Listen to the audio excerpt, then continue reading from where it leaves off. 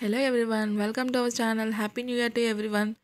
Thanks for watching my videos. Bagara rice చేస్తున్నాను చూడండి.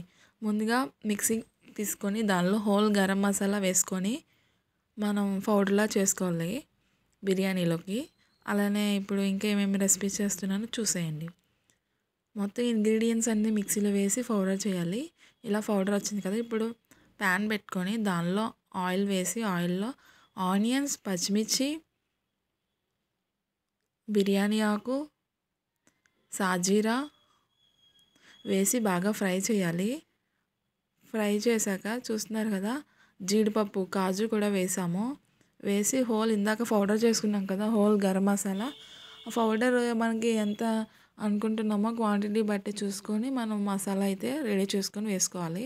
Salt వేస్తున్నాము. సాల్ట్ వేస్తే త్వరగా కుక్ అవుతాయి కదా ఆనియన్స్ అవిని. అలానే అల్లం వెల్లుల్లి పేస్ట్, పుదీనా కూడా వేసి మనం వాటర్ అయితే యాడ్ చేసుకోవాలి. ఎంత ఎంత క్వాంటిటీ కావాలో చూసుకొని. అలా వాటర్ బాయిల్ అయ్యాక మన రైస్ అయితే ముందుగా నానబెట్టుకున్న రైస్ కూడా వేసుకుంటే మూత పెట్టేసుకుంటే ఒక 10 to 15 మినిట్స్ సిమ్లో పెట్టుకుంటే మన బగారా రైస్ అనేది రెడీ అయిపోతుంది. So Emmy Emmy tasty bagara rice చాలా సింపుల్గా ఉంది కదా, మీరు కూడా ట్రై చేయండి. అలానే మన ఛానల్ని సబ్స్క్రైబ్ చేయండి. అందరికీ happy new year. Thank you for watching. Bye.